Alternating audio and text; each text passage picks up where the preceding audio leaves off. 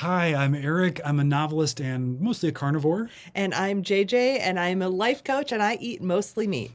And so we want to talk about carnivore and cardio and resistance exercise and kind of how carnivore has been a benefit, but also that it doesn't exercise you. You have to actually still move your body. As controversial as Dr. Peter Attia is in the carnivore space, I think his idea of the centenarian Olympics is a fantastic way to look at it. What types of physical things you want to still be able to do at the age 100.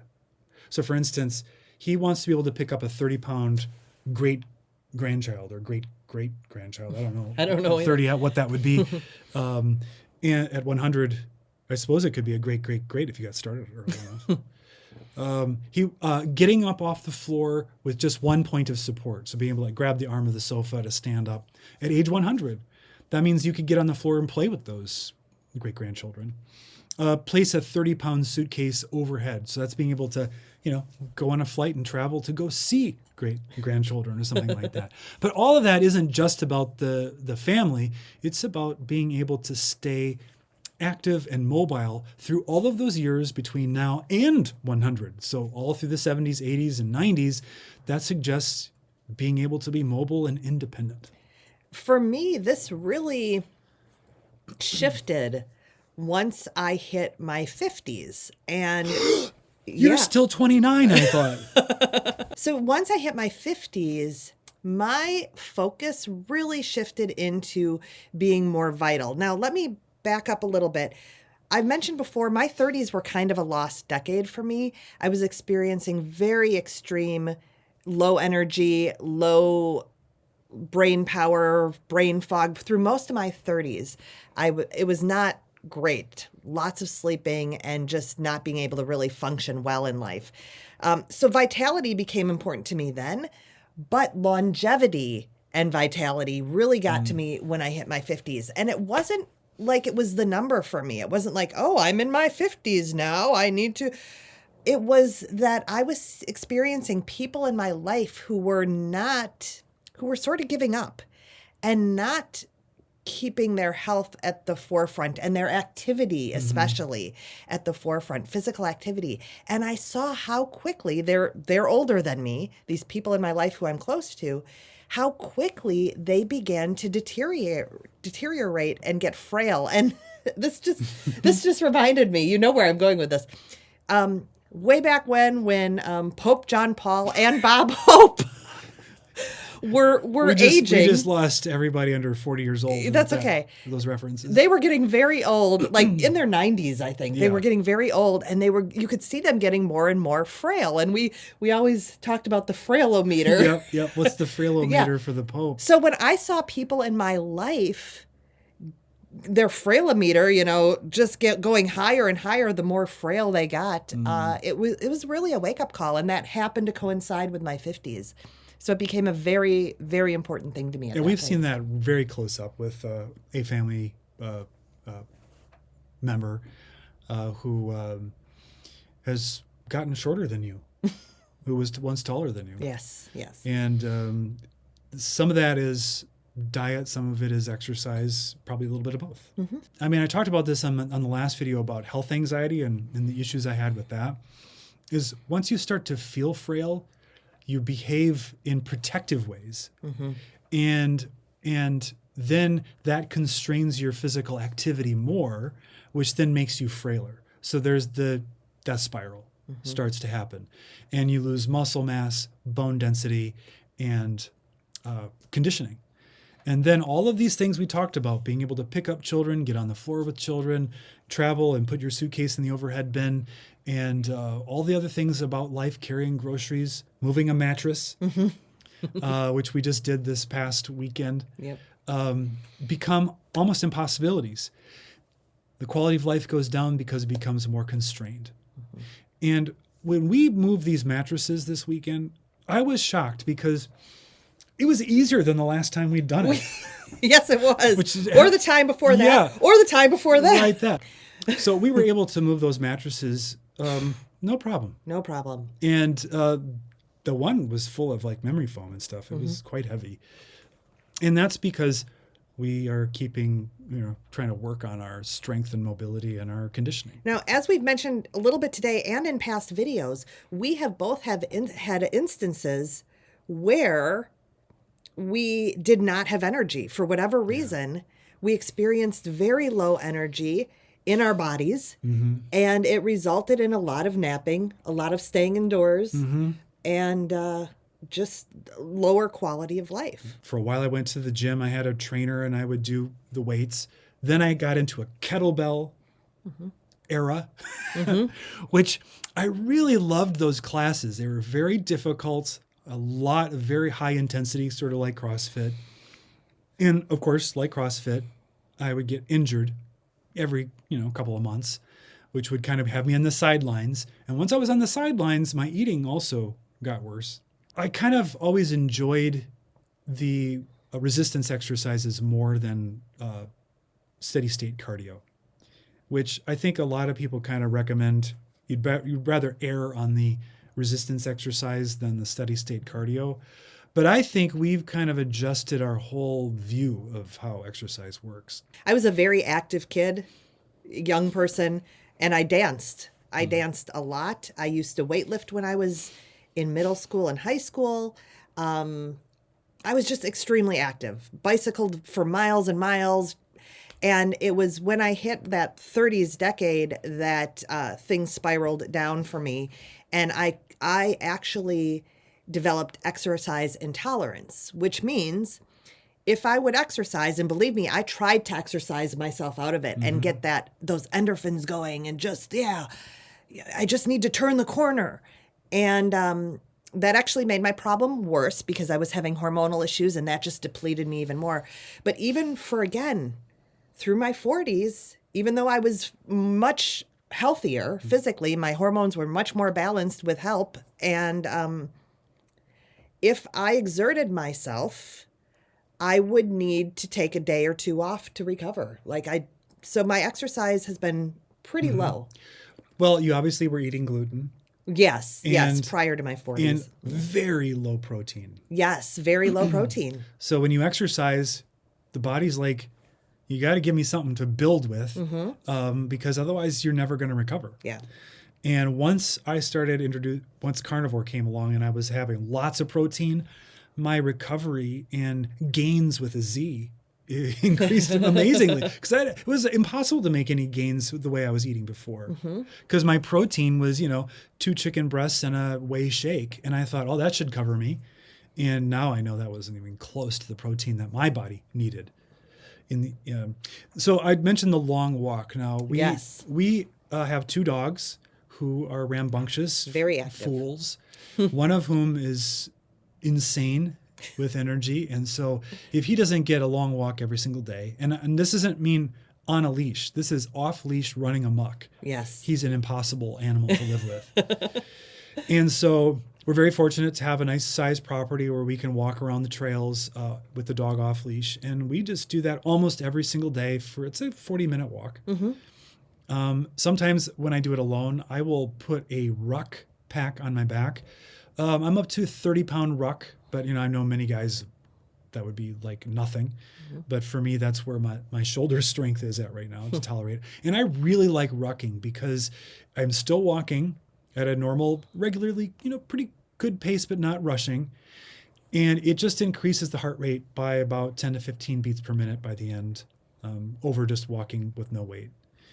And that is sort of like a base thing, and it has so many positive impacts, not only just for just being able to walk around the grocery store or walk around the property itself to do, yard tasks and stuff, but we're out in nature. Yeah. I have another baseline activity that we both do. What is it? Some sort of a mobility exercise. Yeah. Now, for me, so most nights we're on the floor in various positions. The things we do with a foam roller would shock you.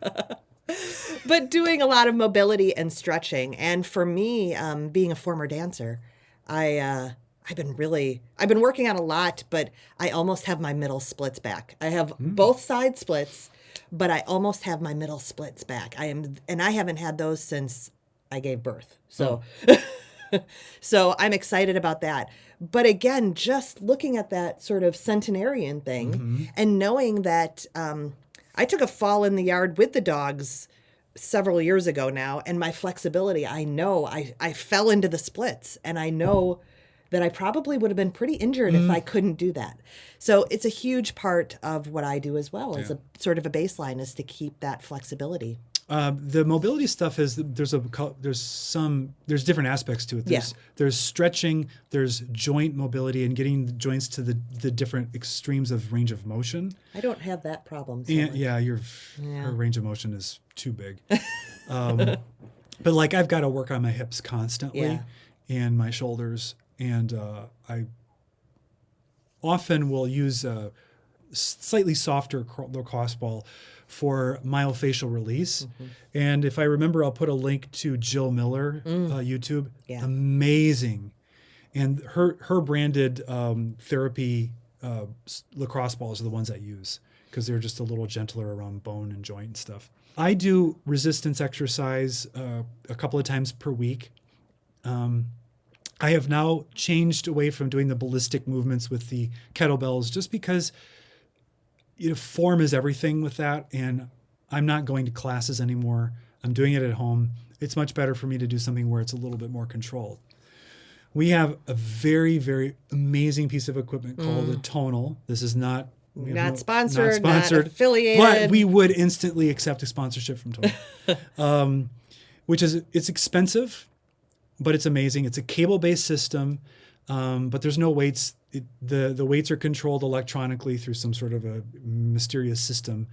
But the software has a personal trainer on screen that guides you through the movements you're going to do, everything from squats to deadlifts to bench presses to various pull downs and curls and whatnot. Huge variety. It keeps track of the weight for you. It sets the weight for you. It counts the reps for you. And if you're stuck in the middle of a rep and it's too heavy, it will release the weight so you can complete the weight. There's a certain mode called chains where it'll increase the weight as you lift up. So it's amazing. I've had the best results I've ever had using this thing, and very, very, very low incidence of tweaking anything. Now, for me, it was amazing because a couple of years ago, I'm not sure when we got that. It's been two years or so. So I was feeling good enough where I started to want to do it. And the great thing is I could go down there and just do 3-4 exercises, takes 10 minutes. And it didn't cause me to have that intolerance piece.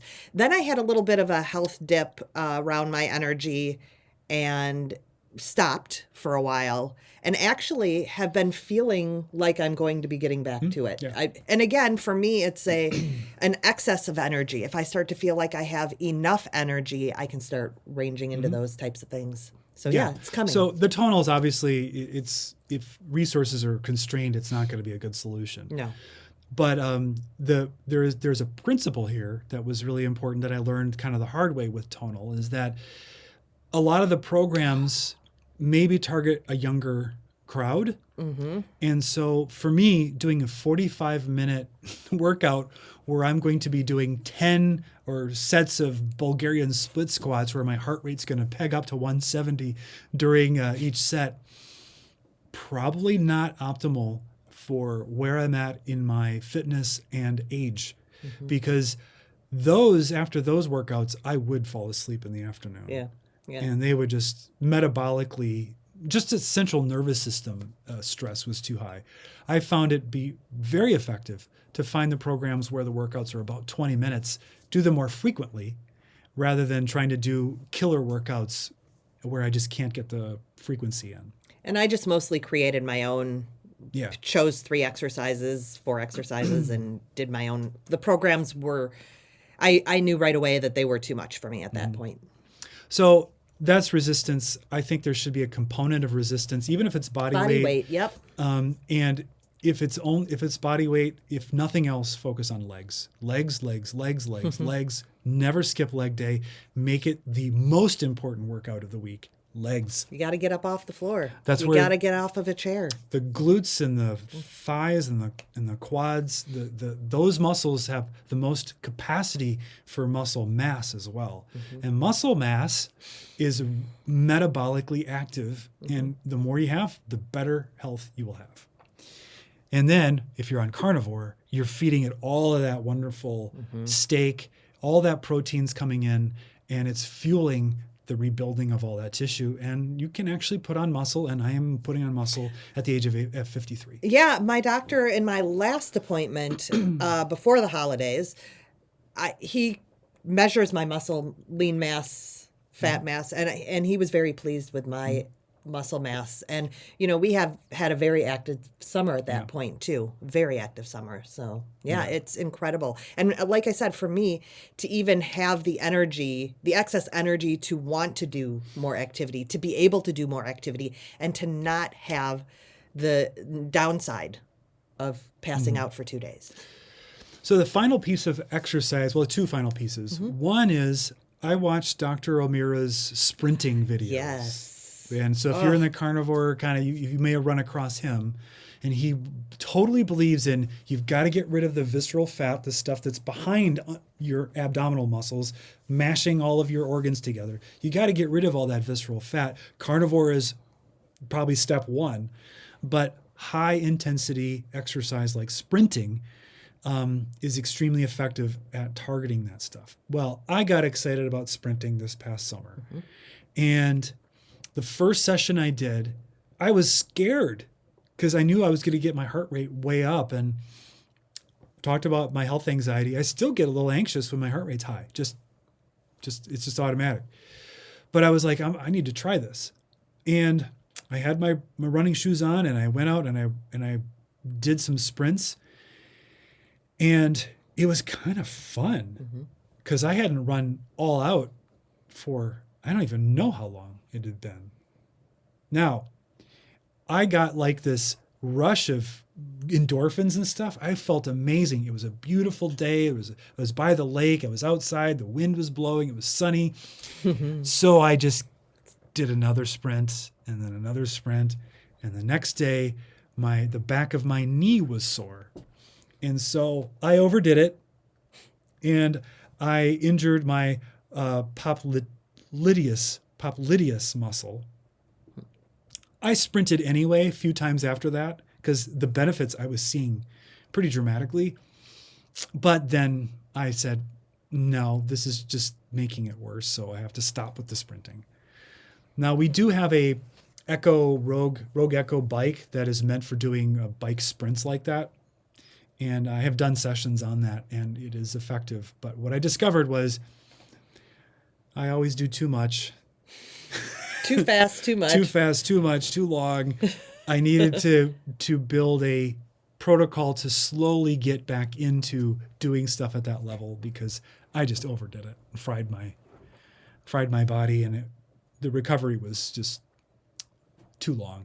So. Well, I actually have gotten on the sprint bike as well. It started in this winter. And again, just amazed that I was able to do it and go around the rest of my day. It was it was incredible. So the final piece is just living life and that's active. And we have our property, and I love to take the tractor out. There's trees fall all the time. I got to cut them up. We got 2 right now. I got to cut them up. I got to limb them. I got to make firewood out of them. And just being outside and working, it's amazing. I have these ballast weights for the back of the tractor that each weigh 70 pounds a piece. And this past summer, I needed to move them a distance. And so I farmer carried them at my side. And halfway to my destination, I was like, I never could have done this in my 30s. I would have dropped these on my foot. And I can do it with effort, but I can actually do it. Yeah.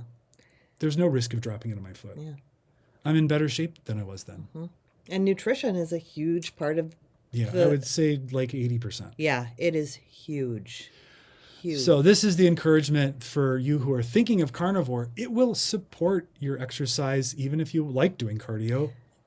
It turns out you can do long, steady state stuff without a bunch of glycogen. And I want to mention too, Amanda from Carnivorous Me again, who she's gained more activity, but the transformation, her skin, not only the weight loss she's experienced, her skin color, her energy levels are amazing. And she talks about really taking a gradual approach. She's also a physical therapist, so she knows stuff.